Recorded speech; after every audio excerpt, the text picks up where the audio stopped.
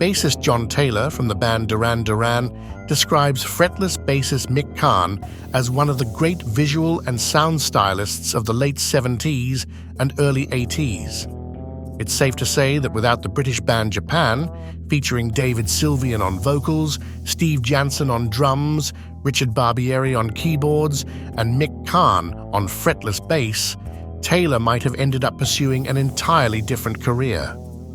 Japan's influence on Duran Duran and numerous other British and American new wave bands was both pervasive and profound.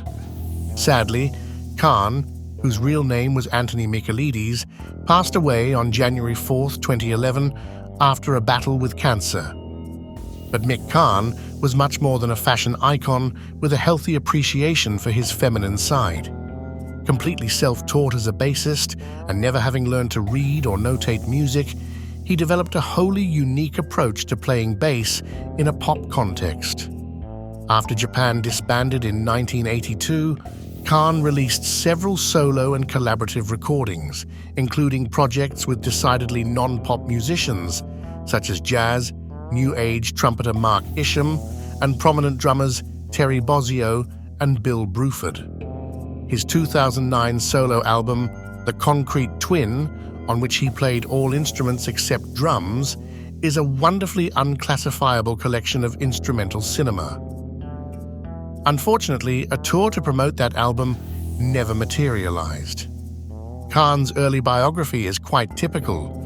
A young boy, born in 1958, leaves his native Cyprus for a new country with a new language, London. In a bid to express his inner turmoil, he decides he must play a musical instrument. For Karn, the instrument of choice was the bassoon, which he played for about a year, even auditioning for and securing a position with the London School's Symphony Orchestra.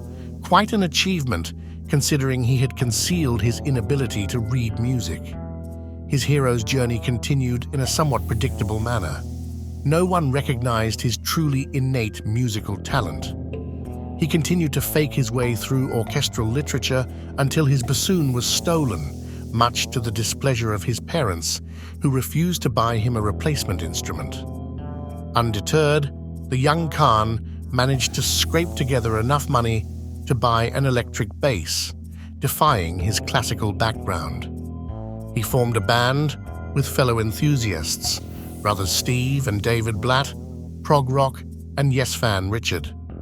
Like Karn, the other members of Japan were self-taught musicians who initially emulated the superficial aspects of their heroes, Alice Cooper, T-Rex, David Bowie, before rapidly evolving into one of the most original bands in England in the late 70s and early 80s. David Sylvian describes Japan's first two albums, Adolescent Sex and Obscure Alternatives, as massive mistakes. However, fans of Karn and the band generally hold these records in high regard. Why disparage oneself as a teenager with braces, ill-fitting clothes, and an unusual haircut? And why criticize a group of working-class kids from South London trying their best to sound like an eclectic blend of the New York Dolls and the Sex Pistols? Karn is almost unrecognizable both visually and musically in this context, although his talent for creating a strong groove with drummer Jansen is evident on these early tracks. Karn mentioned that during Japan's first recording session, he and Jansen were horrified when an engineer complimented their tight performance, meaning their bass and drum playing were well synchronized to create a strong groove. New to the music world and its terminology, they had no idea what he was referring to. Although the initial records did poorly in the UK and US, Japan achieved massive success in, you guessed it, Japan. With newfound money, a better manager with a flair for glam, T-Rex's former manager Simon Napier Bell, and increased creative freedom, Karn and his bandmates took full advantage. There comes a point in an artist's career when they unintentionally discover a technique, action, or source of inspiration that steers them in a completely new and transformative creative direction. Pablo Picasso took a deep interest in African masks. John Cage experimented with various objects inside a grand piano.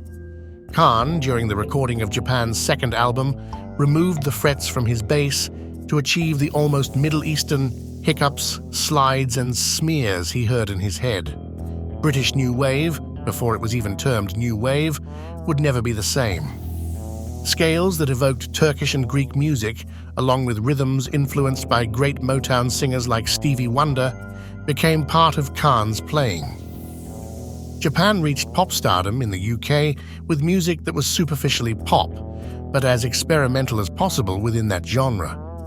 3 critically acclaimed albums followed: Quiet Life, Gentlemen Take Polaroids, and Tin Drum. On Gentlemen and Tin Drum, musical lines are passed between the bass, drums, keyboards, and vocals as if the quartet was a single exotic instrument. Karn and Janssen's interlocking chromatic bass and drum patterns, interspersed with bursts of percussive and processed noise, heavily influenced recordings by Gary Newman, Peter Murphy, Midge Ure, Spandau Ballet, and the aforementioned Duran Duran. Sylvian's detached, almost jazz-like phrasing was the perfect complement to Karn's wild, fretless playing. Not surprisingly, Karn admits that during his time with Japan, there was a certain pressure to calm down my playing. Tensions between Karn and Sylvian came to a head after Tin Drum and just before the release of their 1983 live album Oil on Canvas, leading to Japan's dissolution. Following the breakup, Karn swiftly released his first solo album, Titles, and worked as a session bassist for numerous remarkable musicians, including Joan Armatrading, Kate Bush, Kim Wilde, Yellow, Midge Ure, and Gary Newman.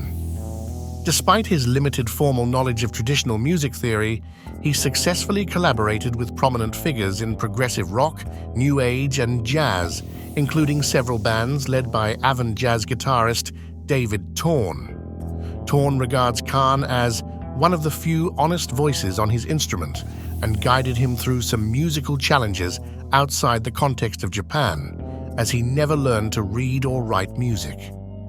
Karn noted that in the pop world, he was considered a bit risque as a musician, whereas in the jazz world, he was seen as the opposite, a pop star. Perhaps just as surprising as Karn's development as a musician is his emergence as a sculptor. After Japan, Karn returned to education to study art and worked in a foundry to learn sculpture casting techniques. He rarely displayed his work, but when he did, it was well received by critics and audiences. Karn described sculpting as something I do for myself, not something I'm determined to do career-wise. And throughout his life, he contemplated the symbiotic relationship between sculpting and making music. Karn was both an individualist and a collaborator, and his journey from mainstream pop to the outer fringes of experimental music will resonate with any artist not seeking fame or money, but rather a means of self-expression and self-discovery. After exploring Karn's music, discovering other innovative musicians and supporting their work may become an additional part of his legacy.